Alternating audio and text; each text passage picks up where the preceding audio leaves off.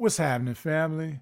Welcome to In the Black of My Mind podcast. I'm your host, Al Thomas.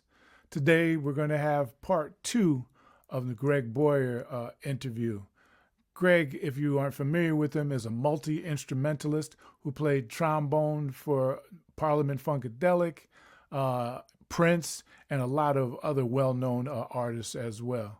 So now's the time. Go get you some libation, go get your favorite snack, and kick back and enjoy this podcast with us. But I need you to do me a favor, though. Go down to the bottom of the screen, click subscribe, like, comment on there, and share this with everybody. How many bodies? Everybody. Share this with everybody. All right. In the meantime and in between time, y'all be blessed.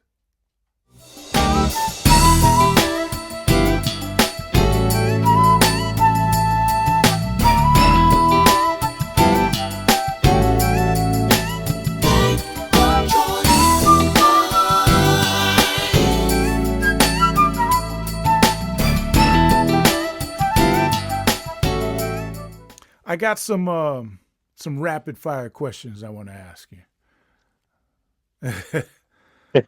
Who are your musical influences? That's going to vary from day to day, but off the top of my head, I would say Jimi Hendrix, Mm. Jaco Pastorius, Mm. Gene Ammons, Fred Wesley, Rodney Skeet Curtis, Skeet, right? Cannonball Adderley, and that's just today. Right. Now you ask me that question tomorrow, it's going to be 6 or 7 different people. Right. But I like a lot of different kinds of music, so my influences will reflect that. Mm. Well, as can be witnessed by all of the different types of people that you've played with, because I left out all of the country names and stuff like Leonard Skinner and all them other folks that Hank Williams Jr. and that you played Yeah. with and all those. Yeah, so I was like, yo, you definitely got to be eclectic taste and stuff. Yeah. Now I'm going to bring this up. Now you mentioned Hank Jr. because that to me was a good experience and it was a not so good experience. Oh, really? First off, a guy that turned me on to that gig's like, look, I don't write charts. You do. You would be perfect for this. So I wrote out some arrangements and got them for everybody. And they took such good care of me. I mean, the room and the money and the whole enchilada was great. I was like, I could do this once a week. And but after it was all done, it was a tribute to Hank Jr. So they had all of these people playing and everything. I went down to meet Hank afterwards because he was pretty much sitting on the throne smoking a cigar all night. Oh, so everybody's like, "We love you, Hank." And they showing movies about how he liked to hunt and fish. Okay. Then there's like music, we love you, Hank. Music, we love you, Hank. You've seen those things before. Yeah. He was up out of his chair. I wanted to go down and meet him just to say that I did. And I'll say, hey, man, my name is Greg Boyer. I was back there in the horn section and they did all the charts for you and everything. Just wanted to come down and say thanks for the opportunity and I hope you appreciate our efforts. And he said, appreciate our efforts. Yeah. Like, No. I don't know what he was expecting. Right. I wasn't expecting that. Right. And then I went to shake his hand and he gave me a left-handed backhand kind of shake and stuff. Oh, no. And I was of the mindset of, man, I'll never, when they say you play with this person, that person, I won't use his name. Oh, right here. But right here. I was like, no, I'm going to go in and say, just so folks know that, I can do any of this, even country if I have to, Right. And I'm cool with that. Man. Yeah, that's foul. Because, no matter what it is, it's the same 12 notes and its rhythms. And how you manage those things determines whether or not you succeed in any idiom. Right. Yeah. Oh, man, that's foul. Yeah. What are your hobbies? Cycling.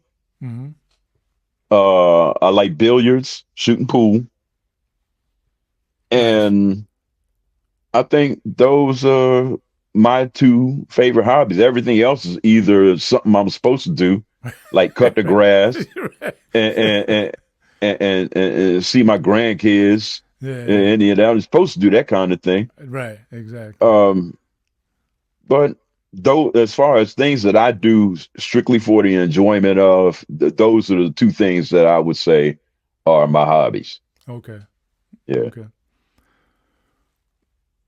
What is the greatest accomplishment of your life? This is another Prince story. Mm-hmm. He he's getting ready to do Jay Leno. I think it was like the last episode of Jay Leno before he took the sabbatical back a few years ago. Okay. And he wanted to do this song, Somewhere Here on Earth. And he got the idea that he wanted orchestral woodwinds and, the oboes, bassoons, clarinets, and Mm-hmm. all of this stuff. And he wanted me to do the arrangements. So he flies me out on a Tuesday. The plane lands at noon. Mm-hmm. And on Wednesday at 8 was rehearsal. Mm-hmm. So I have to write out the parts and find 7 other musicians in LA, which I'm not familiar with that many people out there at all, especially in the classical world. Right, I right. had to hunt these people down, write the parts out, and have them ready by 8 o'clock the next evening. Oh man. It went off, I won't say without a hitch, but it got done. Right, right, right. And Nice. then, of course, they the show aired the next day, and I looked at that and I was thinking to myself, I had to put that together in 30 hours time, Mm. which means that I didn't get much sleep. No, I'm sure. I'm sure. Yeah. Wow. And it had to be right because it did meet Oh yeah, Prince's expectations. Wow. yeah, man, Prince, man, it's like, yeah, it can't be anything but right. And the funny thing is, even when it's right, he'll still say, yeah, that's good, but let me move this around. So he's playing 3-card Monty with my horn arrangements and said, put this part over here, that part over there. Now it's right. I was like, he's just doing that just so he can say he had a hand in it. Right, right. It was right when I gave it to you. Yeah, really, pretty much. Oh man. Yeah, but I think that was probably the crowning achievement because of the outcome and the time frame. Right, right, right. Wow. Yeah. What's on your bucket list? My bucket list, my CD, Mm. or say my project. Right, right. Yeah, because CD. Yeah, hey man, I still say CD. Yeah, if you got an old Or Buick out album. there that might have a CD, yeah, album, yeah, 8-track. But no, I've been so into making sure that my name isn't sullied, that I put out some good product. Anybody asks me, call me for anything. I'm really addressing the big store, and I'm not really putting enough work into my own shop. Mm, mm, And got a ton of stuff written. mm-hmm. And I think the thing that's holding me back the most is not wanting anybody to do anything for free. In other Oh. words, if somebody asks me to do a project, I give them a price, and they say, yeah, we'll do that. And I feel like I want to do the same thing for somebody, Right. but it's a whole lot of heads to pull this together. I got big band charts Oh. and Wow. and all this stuff. I mean, most of it funky, some of it swinging, a lot of Latin stuff, salsa and song, and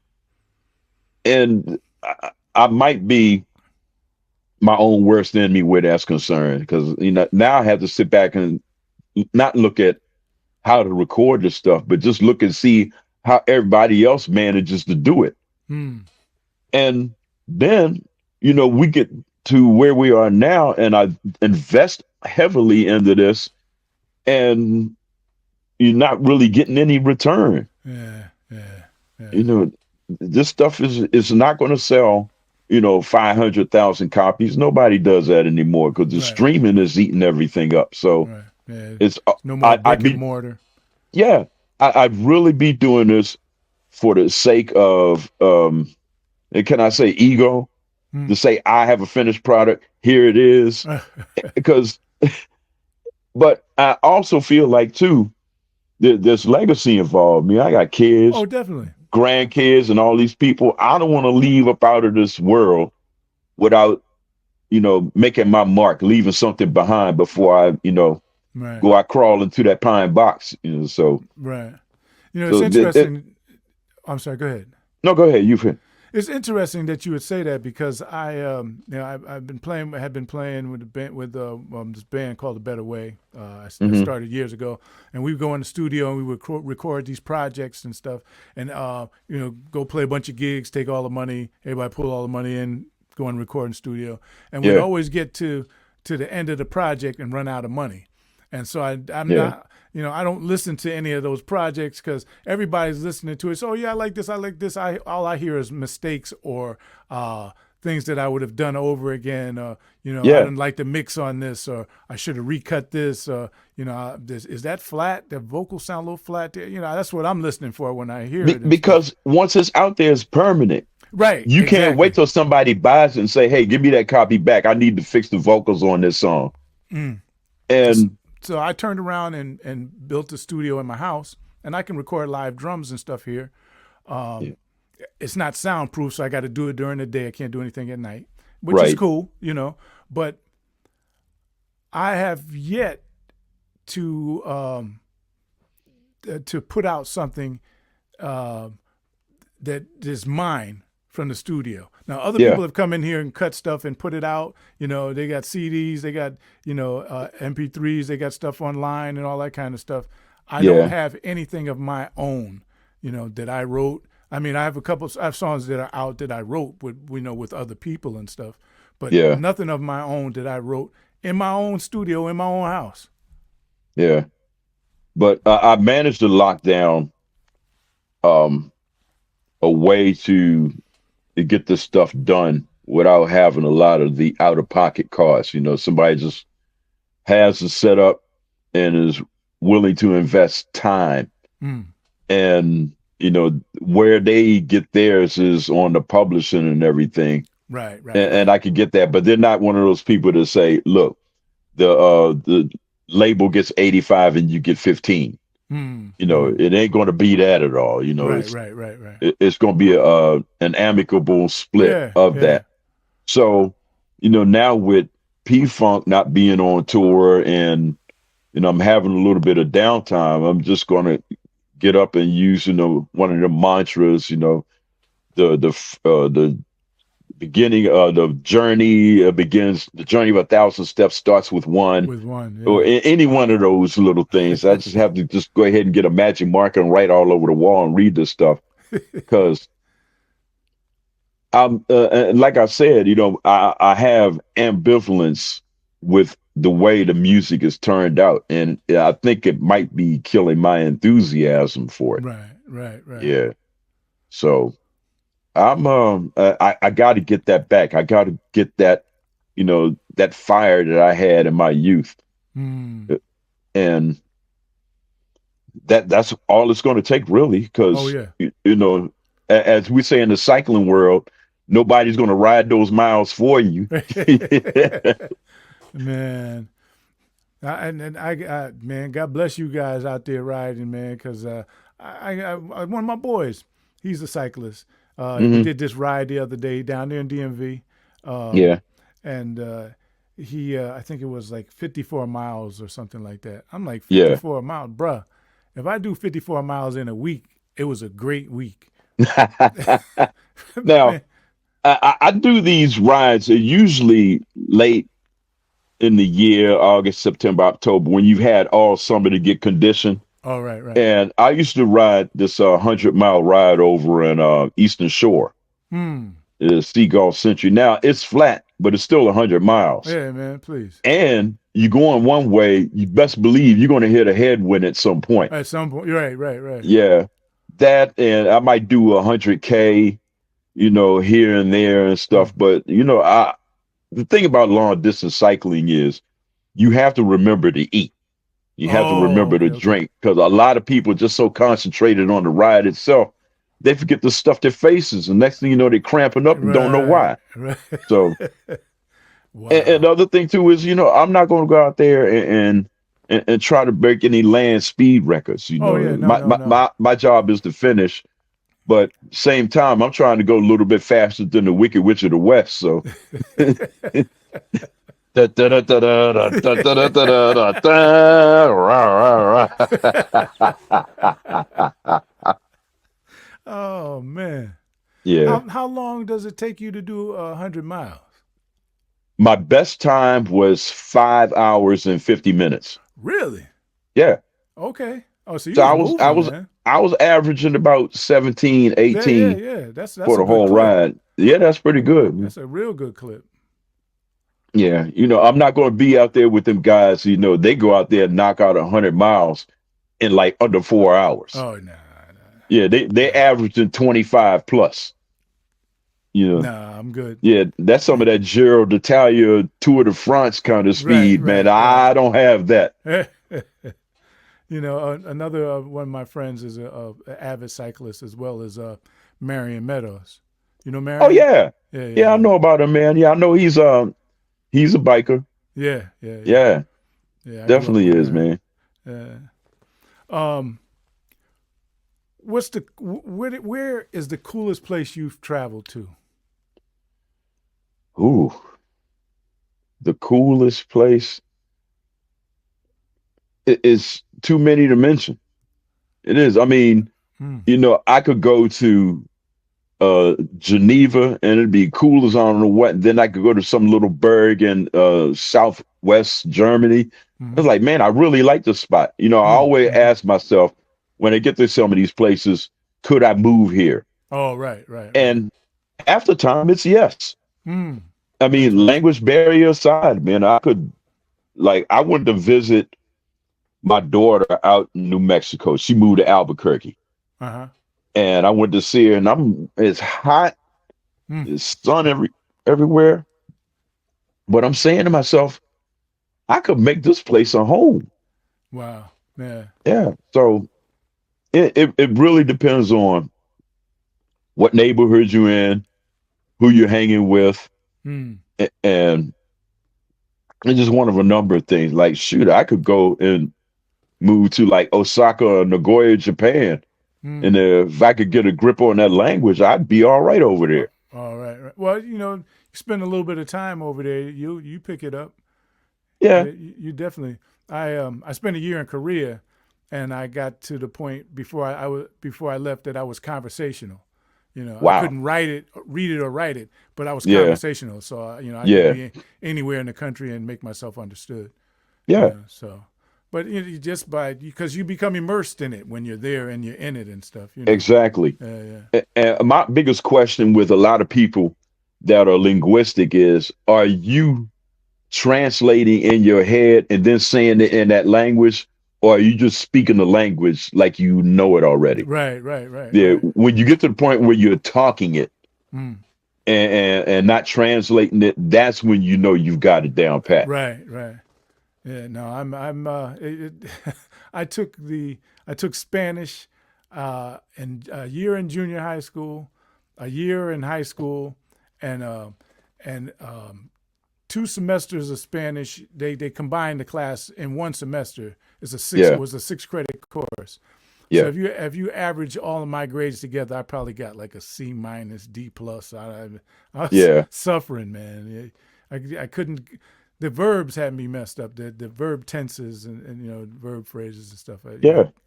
But I didn't realize why I couldn't conjugate verbs in Spanish until late. It was I couldn't conjugate verbs in Spanish because I couldn't conjugate verbs in English. So, Now, it's a funny thing because you talk about learning anything in the States. I think the focus is more on passing tests hmm, as hmm. opposed to teaching you how to think. Right, right, right, Now, right. you might get some of that in private school, Hmm, but even they will, according to who's their donor, will only teach you one thing or the other thing. hmm, hmm. But I think true education is one, immersion into a culture, And two, when they teach you how to think instead of just answering, instead of saying 2 plus 2 equals 4, Mm. when you teach you how to think, you know why it's 4, Right, not right, just that it's 4. right. And and our system here in this country is, I think, letting a lot of people down because they concentrate so much on test scores that they really are not focused on education, which is what Right, school is supposed to do. right, right, Yeah. right, right. That's why you have a lot of people believe in certain BS and not want to. But I'm preaching to the choir. Like I Yeah, said, you don't man. make this political. No, no, no. I'm with you. Yeah, yeah. Go ahead. Go ahead. Yeah, man. And that goes for music too. Oh, You go to definitely. you go to some of these schools, man. There's like our graduate, so and so, this and that, ended up being a very famous musician, you know. And here's what he did to make himself play that way. Now everybody is coming out sounding like an alumnus instead of sounding like themselves. Right, right, right, right. Yeah, Yeah. and all of these things that we learn musically, it's like a spice rack. You got a little bit of J.J. Johnson over here. You've got a Mm, little bit of Fred Wesley here. You mm, got a pinch of Wayne Henderson. You got some mm, Frank Rosalino, mm. and you got all of these things. And your taste in playing, your sound, because nothing's new. All of the stuff we playing, it came from somewhere before us. You have to create the mixture that is you. Mm. Whatever parts of whatever it is, and make it sound like you. Now you're up on the spice rack, and somebody comes after you, use a pinch of what you used to do to form their playing. Mm. And that's the way I look at this, man. It's just like one big kitchen. Yeah. Oh, nice. That's a great analogy too, man. Mhm. So don't be surprised if you hear it again somewhere. Yeah, I can't own any of this, man. I, I, I will definitely let folks know where it came from. uh, what makes you unique? And you have to know that you are unique. There's, I've, I, I don't know anyone like you. um, Playing wise or as a person? I mean, well, you're playing is a part of you. Yeah, it is. You know what I mean? But I'm So thinking all of us are unique as people. right, As long as we're not trying to be somebody else, but that's usually right, a failed attempt anyway. So you exactly. end up coming right back to who you are. Mm, But I'm musically the way I am because I'm just curious about everything. mm, If I'm doing a funk gig, I'm saying, okay, how would Fred do this? Fred Wesley to me is the epicenter of funk trombone. wow. I said, how would he do it? Then I Mm, say, okay, he would do that. I said, but I'm going to add some Willie Colon into the mix and some uh, Papo Vasquez. And for this gig, mm, and maybe I'll say to myself, how would Slide Hampton play this? And I mm, was like, okay. I said, that's nice and everything. But then I'm going to throw some Irby Green mm. and I'm going to throw some Sonny Rollins into it. Doesn't have to be a trombone Right, player. right, right, right. I just feel like I'm drawing from all of these resources of the people that I've listened to, Mm, and I have to spontaneously come up with a cocktail of fruit punch of some kind that fits that particular instance. mm, And I think that not trying to shove who I am in every situation, that I try to adapt as much as I can and still maintain an original voice. That might be what would set me apart. mm. But the best way to get an answer is ask around because, I'm up there just playing. Somebody else might be listening and hear something Mm. that I didn't think of. Mm. Yeah, well, yeah, yeah. I get that. I get that. Yeah. Yeah, yeah, yeah. But I mean, you more Yeah. better than anybody else and stuff. So, what's the most important decision that you've made to date? Um, My wife. Mm. Mm-hmm. Yeah, and Mm-hmm. because this is my third time, but as she likes to say, she's my last wife. I was like, yeah, baby, go ahead, be optimistic. But Okay. I like that. But I'm 21 years in now, and I was like, Okay. I would have never thought that I would make it this far because the first two didn't last that long. Okay. Mm-hmm. For reasons that I'm not going to go into now. Right. But a lot of people are like, what's the success of your formula? And I was like, to find somebody that likes all the things that you do and all. If you find somebody who has all the same interests that you do, you're gonna be bored. Right. Right. If you find somebody that doesn't have interests that you're not going to have anything in common. Mm. But to me, when you find somebody that no matter what is going on, good or bad, and that they sit down and it's like, look, before we do anything, we're going to iron this out. Right. Right. Right. That person that wants to fix whatever's broken, no matter what, is the person that's going to be your mate for years, Right. all the way to your till you meet your maker. Mm-hmm. And yeah, that's my good decision. My Okay. wife. I made that same decision, bro. Yeah, I had 40 years in now. dang. Yeah, September 22nd was 40. Yeah, our anniversary is the 20th, See, see, and then my birthday is the 25th. So we kind of do the combination combine. Okay, anniversary, nice. birthday, all in the same trip. But I would say that was probably the biggest because it was an actual decision. Mm. Everything else was, uh, I either didn't do something and it worked to my benefit, or I was like, maybe I should turn this way, and it ended up being okay. Mm. And but you go back and you could change any minute of your life prior to now, and it will probably produce a different outcome. Mm-hmm. Mm-hmm. Like my wife, for example. What if I had waited a minute before I went back around the corner to backstage? I would have missed her coming the other way. We met on the corner of 13th and E Mm. in DC, and I knew her. Mm-hmm. I'd known her for years. And I was like, hey, how you been? How you doing? Family, friends. Da, da, da. And it was like, how come we never went out? I was like, well, I had them wives and stuff, and you Yeah, had the husband. Kind of yeah, like puts a monkey that'll do wrench it. in Yeah, things. yeah, But yeah. that whole conversation was like, what about us? And Mm. had I been a minute late or early, I would have missed meeting her at that corner. Wow.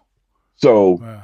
you go back in any instance in your life, and had it gone a minute either way, it would have changed the outcome of where you are now. Mm. Yeah, So, yeah, that's true.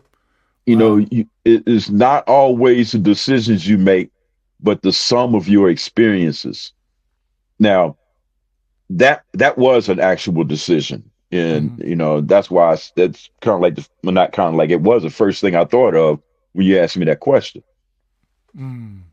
And, not to say that the other two wives were bad decisions, but, had it not been for them, I wouldn't have 3 kids Right, right, right. that I love and adore. Mm. Yeah, yeah. So, Your you know, legacy. even with the bad stuff, something good comes out of it, even if it's just a lesson learned. Right, right. Yeah. Yeah. What's your favorite song?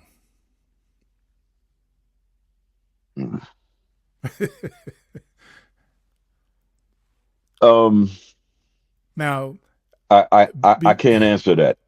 I can't.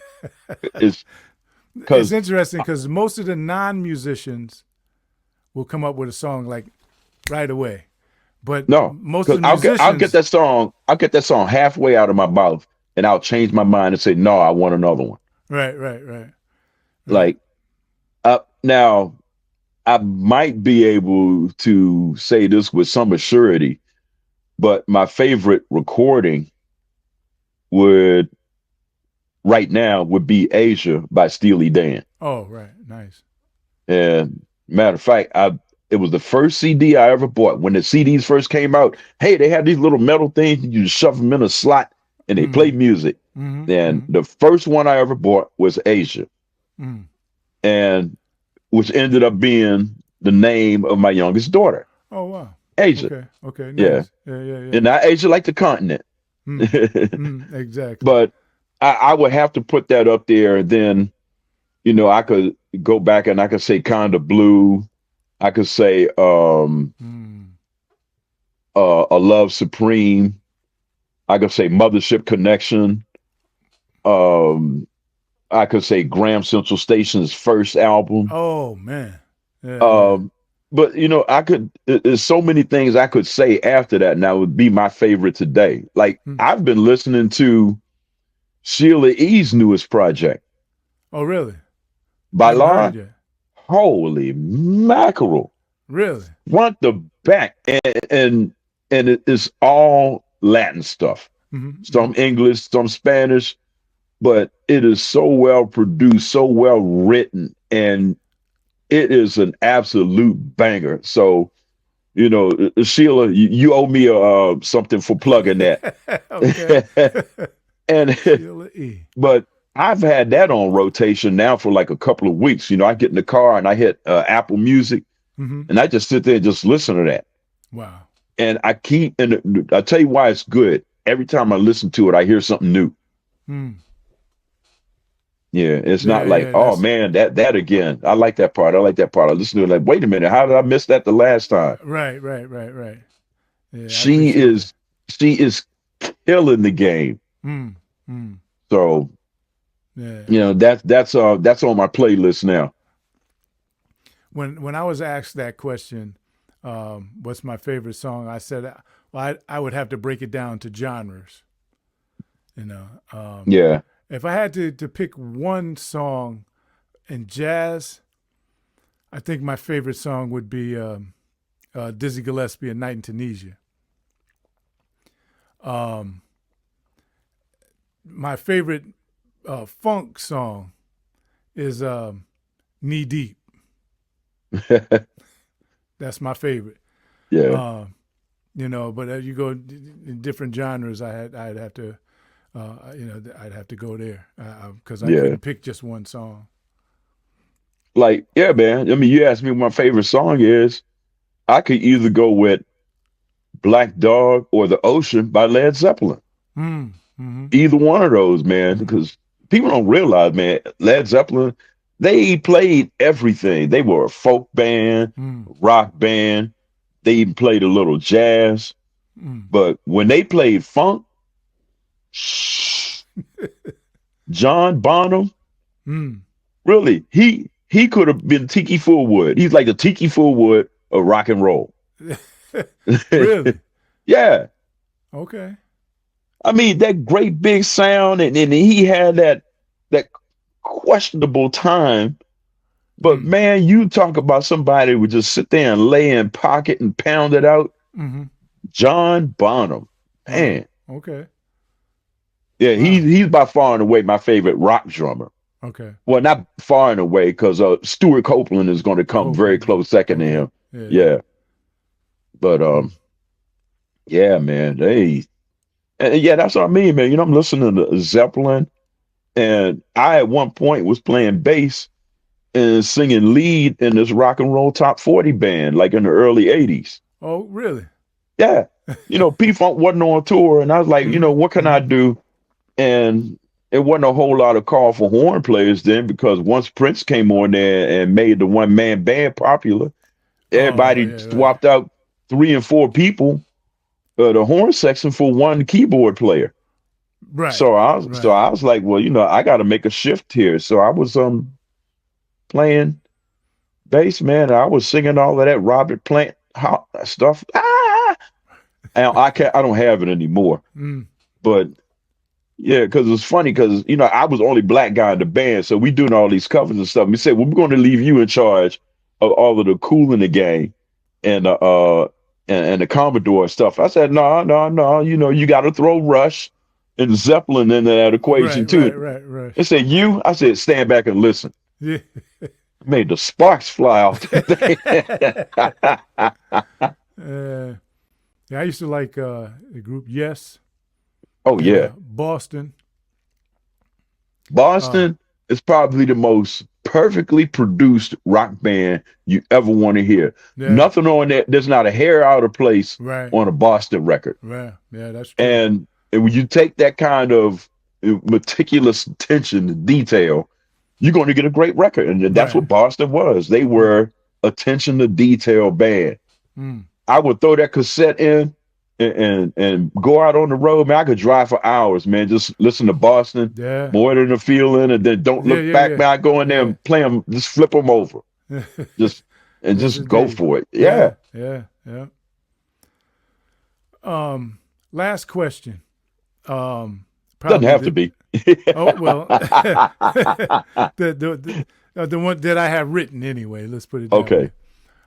And might be the most difficult of all of them.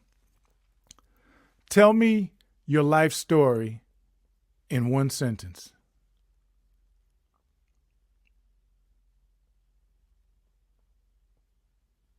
I was musically curious. Can Okay. I add a comma? By all means, it's still a Okay. sentence. Yeah, yeah. I was musically curious, and that had a trickle down effect on everything else I did. Nice, nice, Okay. nice. Yeah, that's it. That's it in a That was a lot nutshell. easier than favorite song. Oh, yeah. I guess you got a point there. I Yeah. guess you got a point. But really, I was a little kid, man, and I was always interested in music. Mm, Now, making up songs and stuff. My mom had an ashtray, and I used to take it and it was a round ashtray with the little thing in the middle you put the cigarettes on. I used to mm-hmm. put baby powder on one side and pretend it was the Atlantic record label and spin it around and just sing stuff. Wow. I don't know if I've ever made that confession publicly. I might have told a couple of people, whatever, but I've never made that confession publicly Well, before. now So, yeah, now's it's the first. recorded for posterity and stuff. Yeah, Man, the I got mad. first I got mad too, man, because she come behind me and she's like, clean it up. And I yeah, had to mess it up all over again. right, right. Wow. The first instrument I tried to play was piano, and we lived in the projects. And when my folks got together enough money for me to take lessons, and my dad went out and him and a couple of his juice head friends, they brought a concert grand piano. I don't know. Don't ask where they got it. I have no idea. But they brought a concert grand piano into our apartment in the projects.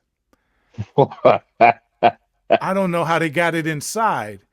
You And didn't see the whole thing happen. no, I didn't see them bring it in. When I just came home, it was there. Oh, so you were at school and they were moving pianos in the house. Exactly. I came in. I Wow. was like, so I played. I took lessons, but I had a guy that, first of all, at the music store, they had it was in our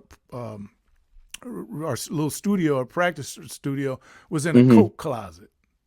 So Okay. you could put your arms out, extend them out either way, and you could touch the walls and stuff.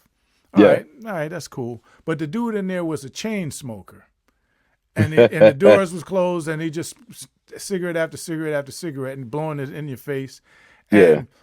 And I wanted to play boogie woogie, man. I wanted to play, what I was hearing. I wanted to play, you Right. know, nah, man. And hot cross buns just wasn't going to cut it. No, no, no, no. And so I ended up, I quit piano, and fourth grade I started playing clarinet, and Okay. so I played clarinet for up until I got into high school. But yeah, that was the piano was my first instrument, and it's kind of interesting because I don't play it at all now, with the Yeah. exception of when I'm trying to program something, but I don't consider that playing. Yeah. When we left, my parents, my father and his brother, they bought a duplex, so we were on one side, they're on the other side. Yeah. We left the piano in that house, in that apartment, and the Yeah. guys couldn't get it out. And so the maintenance workers there couldn't figure out how they brought that piano in there, and they ended up cutting it into pieces to take it out. Oh, Couldn't figure it out. they couldn't. They didn't have the wherewithal to say call a piano mover. But see, now you're trying to make sense, bro. Come on, you're trying to think Yeah, rational over there. but you chopped up a piano. It was a concert grand. Yeah. Took up half the living room. Yes, sir. Now, I took piano lessons. I was 12 or 13, Mm. and no, I was 12. And it's like, you're going to take these piano lessons. And no, I was 11 because I had a real lesson when I was 12. I was 11. And I Mm. went to see this lady up the street, and she's teaching me how to write a whole note and a half note. I said, I'm a little bit past this. Right, right, right. And then she wanted everybody to play this bastard version of Silent Night, which was so wrong. Mm. But I had to play with them. Finally, I just said, "Look, it goes like this: da da da da da da da da da da da da da da." And she's like, "But you have to learn to play it this way first." Oh, yeah. See, So yeah. guess what I did the next day? Quit. Yep. Then I started taking lessons after that. My cousin had a piano in her house, so I would go up there and take lessons with Mr. Bob Montgomery, rest his soul. Mm. And the thing I didn't like about it was while I'm up there practicing and taking my piano lesson, all my friends are back home in the yard playing baseball and football. And I was like, uh, I didn't have it in me to say, okay, you have to start out small before you get big. You know, Mm. if I wasn't getting immediate results, I wasn't getting any results at all.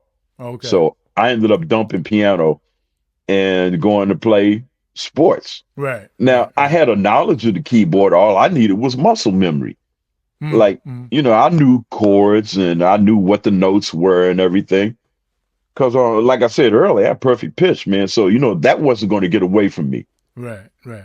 But I never sat down at the piano long enough to really get my fingers to do what my mind wanted them to. They were always doing something and like, yeah, no, that's not it. So I was at a muscular disadvantage because I didn't practice piano. Mm. Mm. Got you. Got you. Yeah. Wow.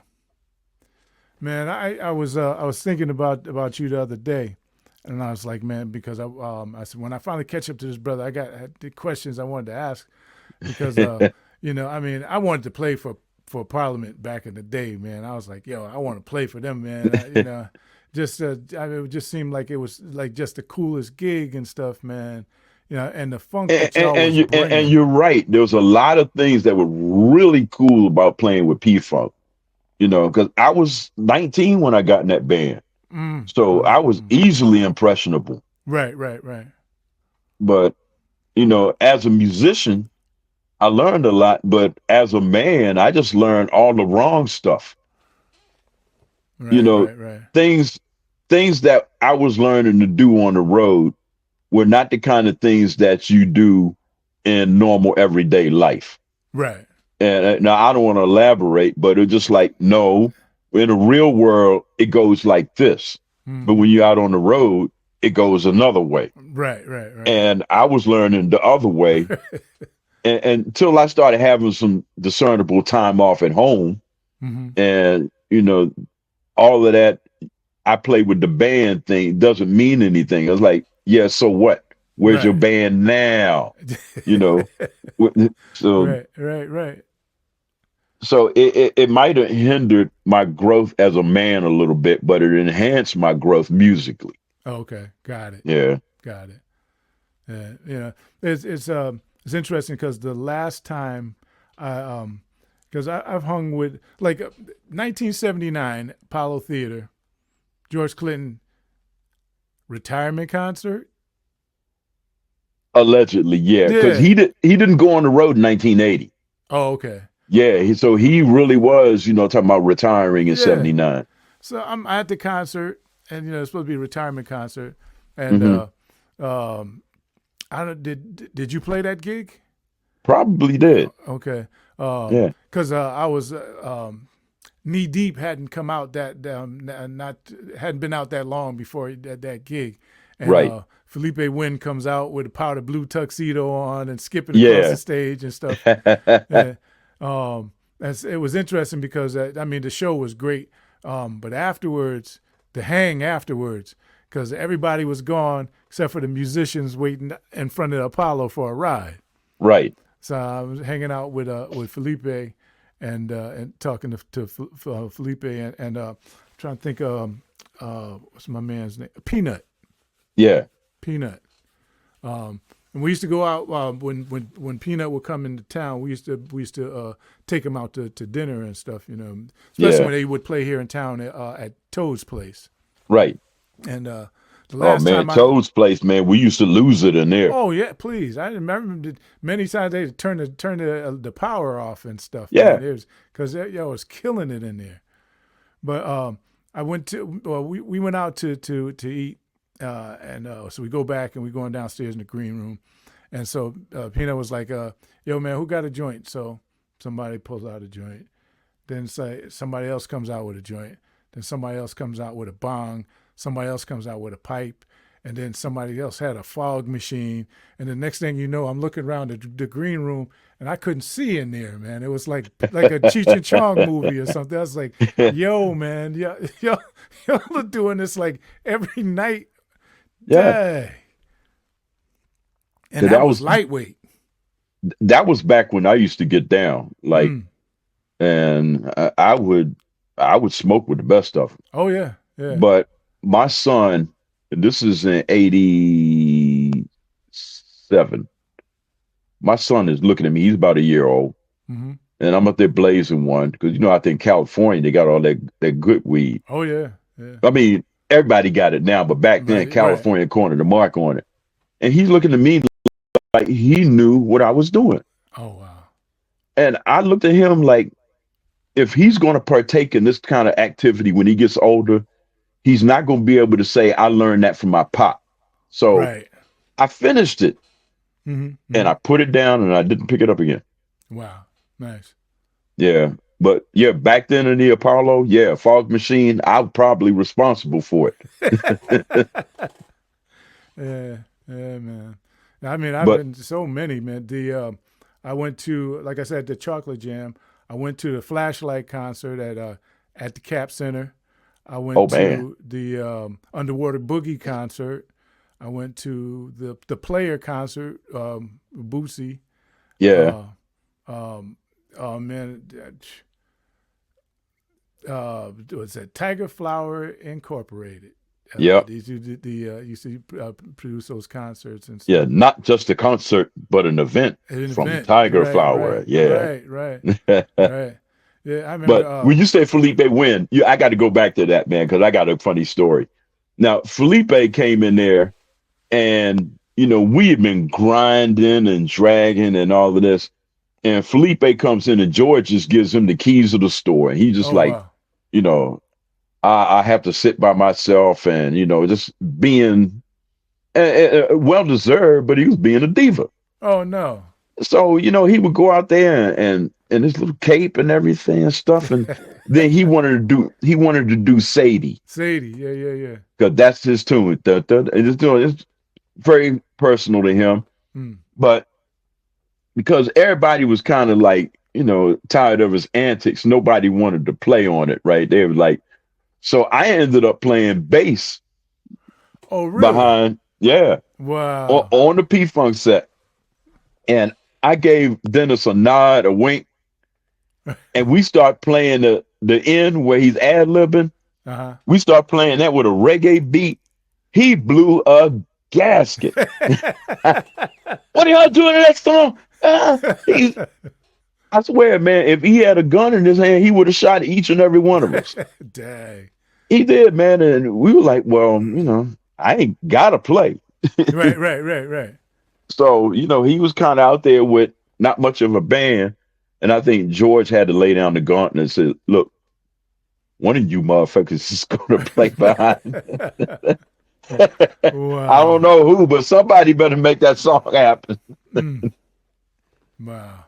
Now, I didn't know all that was happening, man. I know when he left the Spinners, he was supposed to have been doing this solo thing, and then that never came into fruition. And No, it didn't. He did one solo thing called Windjamming. I think that was on George's Uncle Jam label. Oh, okay, okay. Yeah, and that was it. But you know what? Come to find out later on that he just didn't understand what he represented when he came into that band, Mm, and he had to have a conversation with some people to realize that what he was not a welcoming personality.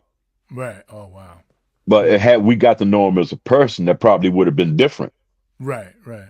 But we knew Felipe Wynn, the singer, the former lead singer of the Spinners, and Mm-hmm. that's the way he presented himself. Oh, okay. Had he been Felipe the Man, I think a Right, lot of right. that wouldn't have happened.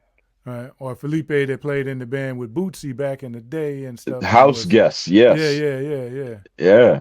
yeah, yeah. Wow. So Yeah, that's that's a unfortunate. lesson to be learned too. Truly. Sometimes no matter what stature you have, humble yourself a little bit in a new situation, Yeah, yeah. unless somebody's going to shield you. Like, if Diana Ross is the new singer in this band and she's got wardrobe cases and security between you and her, that's just the way it is. Right, right, But for right. somebody who's going to be in the environment with the band, Mm-hmm. you humble yourself a little bit. I mean, I was just watching the Ravens game the other night, and Derrick Henry was saying that was the one thing that he did. I mean, he could punch his ticket anywhere, but Oh he said yeah. he came in. He said he just was very humble, wanted to Mm-hmm. learn the system, wanted to learn the guys working the system, Mm. and now it's like Oh yeah. a That's a perfect seamless fit. partition between him and the rest of the Yeah, team. yeah. Perfect fit. Yeah, Yeah. I root for all the New York teams, but yeah, I've been rooting for Lamar since he came into the league and stuff, yeah, and he needed that, man. That y'all looking real good right now. yeah, Y'all looking real good. yeah. And that's the thing too, man. That young boy down there in DC, the quarterback. Yes. Oh, he's killing. Well, you know what? Y'all finally got rid of Snyder. Yeah. You know. But you know what too? I've said this all along, and if you think about it, you will agree with me. DC is cursed. It is a black hole when it comes to quarterbacks. Yeah. It Yeah. goes all the way back to Doug Because they Williams. didn't treat Doug right. That's what They happened. didn't treat Doug right. Joe Theismann had his leg broken. Yeah. Yeah. RG3 had his knee shredded. Yeah. Alex Smith came over and had his leg broken. And now this kid, now man, he's got something. They real mum about what happened to him. I don't know Yeah. what's Yeah. going on with Yeah. his ribs. Right. Right. Right. Yeah. Yeah, You could see him holding his ribs and stuff. yeah, Yeah. Yeah. He probably got a busted rib and stuff, and he's trying to yeah, tough it out. Man, that kid's tough though, man. He's yeah, a man. great. Yeah.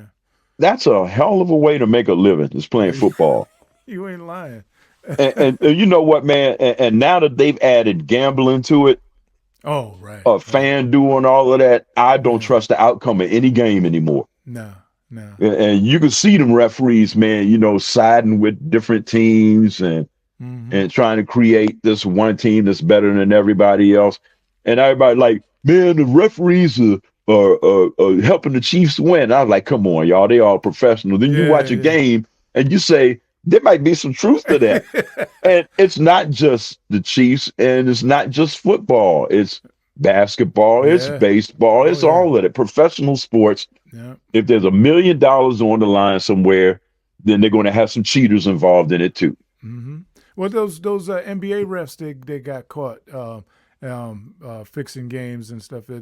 I can't think Yeah, of the one guy that he kicked Tim Duncan out of the game. He wasn't even on the court. He's on the bench laughing with his teammates. He got a tech yeah, and was thrown out. That guy that did that got caught. yeah. And yeah, and did some time and stuff. But this thing been going on for a long time, so It has, it's too man. much But money involved. it is, man. And like I said, pro sports, man, is any baseball, football, basketball, hockey, any of them. It's $1 billion industry. Yeah, And where there's that much money around, you can best believe dirt ain't far behind. right, right, right. Well, So, for them, we just have to look at that like it's pro wrestling. exactly, exactly. Yeah, But them people that know who's going to win before the game even start. right, right. Is it with the generals? Yeah, Yeah, the generals. That's what they played with the Globetrotters. yeah. Yeah, yeah. But Washington Generals. Yep. mhm. But talking about the money and the billionaires, I'm looking at what's going on now with in music. Like with Puffy and that whole situation is just kind of Yeah. interesting and stuff, man. And I don't And, and, know. and and that's my thing too, man. A lot of this entertainment stuff, you have to be grounded going in because Hmm. entertainment in and of itself is a gateway to Sodom and Gomorrah. Oh yeah, oh Yeah, yeah. you think about all of these people that come out of nowhere and now they're famous. Hmm. It's not always based on ability. I'm not saying that Exactly. everybody been on a casting couch or Right, whatever, right, right, right. but there are favors being made, Hmm. and sometimes those outlandish parties or whatever you want to call them are where those favors are being made. Yeah, yeah. So, Or where they're paying in full. mhm. Yes, Yeah, indeed, man. I don't understand it. But bro, I'm not gonna keep you, man, because I could stay here and talk with you all night and stuff, man. I appreciate you Yeah. more than you A, know. a, a brother can go. But listen, how can people contact you on social media? I'm on Instagram. Okay, Uh, let me see, what is that? Greg Trombone on Instagram, and then I'm Greg Boy on Facebook. Facebook. Okay. I kicked what's that? Twitter. I kicked that to the side Oh yeah, because yeah, yeah, yeah, because yeah, the whole ownership and cesspool aspect of it. yeah. It's out of And, control. and I don't do TikTok because anytime they talk about telling one country that you need to curb your content for because you're doing all of this stuff over here, I was like, how about I don't mess with it? Oh yeah, yeah, yeah, yeah. I hear you. Yeah, Because yeah. if you see TikTok over in China, for example, this stuff is uplifting. Right. That's what I understand. Yeah. Yeah, kids, Interesting. you need to do this, you need to do that to better yourselves. And then they come over here and it's like the dregs of society. Exactly. Just trash. So, and my thing is, any of that social media stuff, you can go down into the sewer with it, or you can use it constructively. Right. What it is for you and to you is what you make of it. Mm. Yeah, so don't automatically assume, oh, it's Instagram. Oh no, it's going to be all these ads and hacks and naked this and dirty Mm. that. So Right. no, Right. no, no, no, no.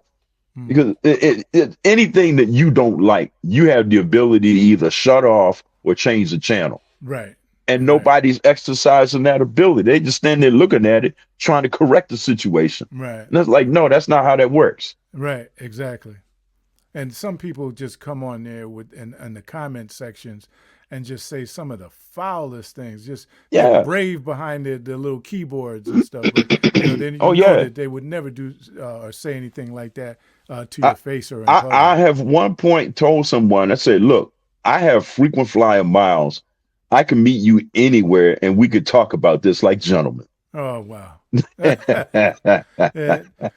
was it Dave Chappelle said he said that he would read the posts, but he don't read the comments.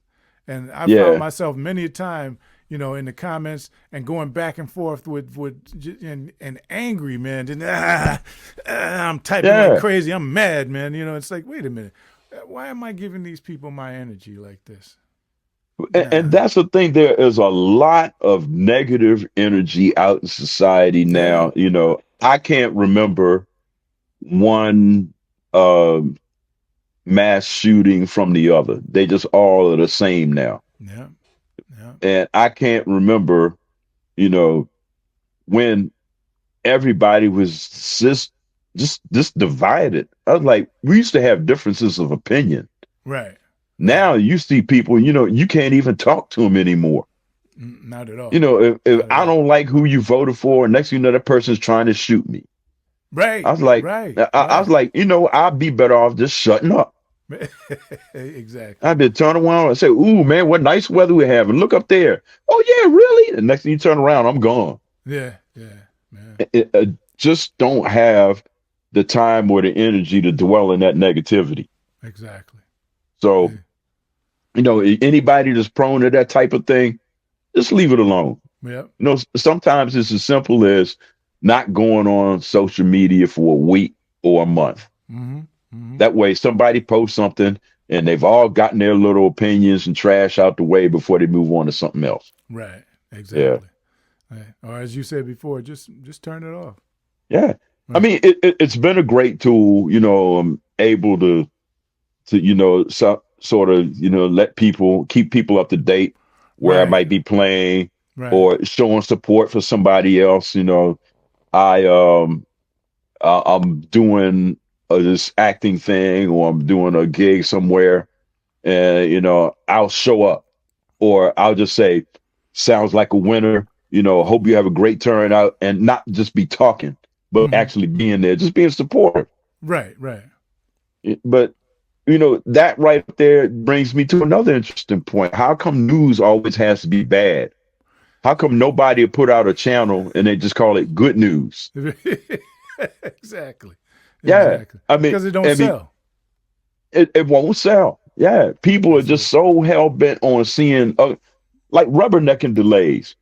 Mm. You're not a paramedic. You're not a doctor or an ambulance. Why do you have to slow down and look at the details of a car crash? Exactly. Why can't you find an open lane, hit it, and Mm-hmm. keep right on And going? keep on moving. Yeah. Because Yeah. people like to see miserable. Exactly. Exactly. And that's what they Kick that's them what when they're they selling. up, kick them when they're down, kick Mm-hmm. them when they're up, kick them where they're down. Mm-hmm. Man, that's on Dirty Laundry. About summed it up for all of that stuff.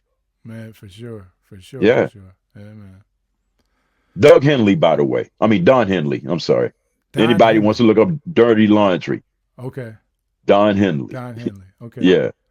I'm gonna definitely do that too. Yeah. Former Yeah. lead singer of the Eagles. Right. Right. Yeah. Another good band. Whoa. Yeah. Another good band. That brings me up another interesting thing. Favorite album, The Long Run by the Eagles. Mm. That Mm. thing is perfect from front to back. Yep. Yep. Yep. Yep. And I know it's a great album. It is, man. Yeah. And that's the other thing. I miss albums, man. I miss Oh, liner notes. yes, yes, yes, and the covers. I mean, we used to get the you couldn't wait to be lined up at the store waiting for the latest Funkadelic album to come out and go Yeah. get that album, man. And then looking at going through this like, oh dang, man, turn it upside down and all sideways and everything, and Oh, we did one better. We would take the album, open it up, mm-hmm. we would clean some weed on it. Oh, that too, yeah, Get the seeds that, out. No, I'm gonna yeah, say it. You yeah, probably yeah, did it. yeah, It won't yeah, say anything, but yeah, we used to clean the weed on it, yeah, twist a couple, yeah, yeah. and then we sit there and play it front to back, Oh yeah, front to yeah, back, yep. front to back, Over and and over read the again. cover Yeah, and laugh yeah, out loud, man. yeah. Matter of fact, before I got in the band, the person who probably influenced me the most in P-Funk was Pedro Pedro Bell. Bell, really? Yes. Wow. Out of all the musicians and everything, he was my dude because Mm. I dabbled a little bit in the art back then. Okay. Something that my son had just taken times 99 Oh and wow. just really gotten really good at it. But Okay. but yeah, man, I used to do all of that stuff and draw the one-eyed things with space antennas and Wow. guitars built into the stomach and all of that stuff. Yeah, yeah, yeah, yeah. Man, I love those covers, man. Oh, So please. so as a result, all of the folders I had in class and stuff, they have all these wild looking designs on the front instead of just saying English or history. Hell yeah, no doubt. I have full on Funkadelic covers right there holding all my assignments. Wow. Yeah. Pedro Bell. Wow. Yes, Yeah. indeed. Yeah. Yeah. He was ahead of his time. Oh, That's definitely. Ahead of his time. And it's interesting how you look at some of the stuff that he was drawing back then. It's like how some of that stuff has actually come into fruition and stuff. It's like, wow, man. Yeah. How'd you tap into that, bro? You know? And that's the thing, what made him the incredible artist that was he was a serious thinker. Hmm. He would give you an honest glimpse of the present, remind you of the past, and he would let you see the future, all Right. in those album covers. Oh yeah. Oh yeah. Those covers are so deep. I got my son a couple of those albums for Christmas one year. And I was like, not for the record, but just for the covers. Oh, right. Yeah. Yeah. Yeah. Yeah. I still have all those albums, man, from back in the day. Yeah. Yeah. America Eats Its Young and all that stuff. Yeah. Yeah. Yeah, man. All right, brother. Thank you so much, man. I greatly appreciate you, man. That's me shaking your hand. Yeah, I got you back, bro. Dap you up. Yes, sir. Yes, brother. Yeah, man. So, but if I could say anything, man, I just want to say thanks for having me on, man. Man, you have no idea how much I appreciate this, man. Yeah, it's been a great hour, has it been? It's been longer than that, I'm sure. 2 hours. Yeah, okay. Yeah, it has been 2 hours. I was gonna say my watch stopped running. Yeah, I probably had to make this 2 parts and stuff, but that's cool though. Yeah, that's cool. I'm all for it, man. Just say the word. Yeah, man. But look, I got your number now, so I'm gonna wear out my welcome, brother. Uh-oh. Yeah, man. But yeah, hopefully I get a chance to check you out playing somewhere, man, soon. Yeah, let's hope, man. Next time we're up that way in the 203. Yeah, or the 860, depending on where you are. Right, yeah, no, 203. You're right. Yeah. Next time up that way, man, be sure to give you a holler. Oh, please do, man. And we're down in the DMV frequently and stuff. My daughter went to she went to Howard. She graduated from there, and exactly. So I'm playing nowadays. I'm playing in the Howard University Jazz Ensemble. Really? Yeah. Oh wow. They I don't know what prompted the shortage of trombone, but Fred Irby was like, man, you want to come in and sit in this, man? I was like, sure. Now, I'm not featuring anything. I'm down there in the bowels of the operation. I'm playing third trombone, but I'm making sure that those parts are getting played. So, right. We have a concert in November coming up, man. I'll hit you with all of that information in a minute. Please do. Because I would pull it up now, but here it is. We're playing at Howard University, and we go November. Yeah, we're playing at the school November 21st, and then we're playing at that's it. Yeah, we're just playing at the school the 21st of November. Okay. It's gonna be like a noon concert in the band room. Okay. But wait a minute, let me look this up because it's a special guest. Oh yeah, Lewis Hayes is sitting in with us. Oh really? Yeah. Okay. Yeah, so that's going to be interesting. If I can get down there, man, I need to make it happen and stuff. Shoot. Yeah, if anybody wants to know, Lewis Hayes was the drummer on Cannonball Adderley's Mercy, Mercy, Mercy, the live album. That was Lewis Hayes. Wow. Yeah. Oh, wait a minute. Before we go, I meant to ask. Yeah. You played with George Duke? Yes, I did. We were on a Capitol Jazz cruise, and they have a house band. And a lot of the artists will submit their material, a couple months out, and the house band sharpens it all up. It was led by Wayne Bruce at the time, the spur of the moment here in DC. Okay. And George Duke was one of those people that came through. He wouldn't carry a whole band with him. He just sent the music. Oh, okay. We'd learn it and play it. So I did that a couple of times with George Duke. And, I had to ask him, but matter of fact, I didn't have to ask him. He just came out and told me. He said, man, when P-Funk came out, I was like into that, to the point where he even did an imitation of Bootsy. Right. Reached for it. And then, and this is a whole bunch of stuff. He was really into that. He and Stanley Clarke did a version of Mothership Connection. Yeah. That featured Dennis Chambers on drums. Wow. I didn't know Dennis was on that. Yeah, Dennis was on that, man. And there's a video of it.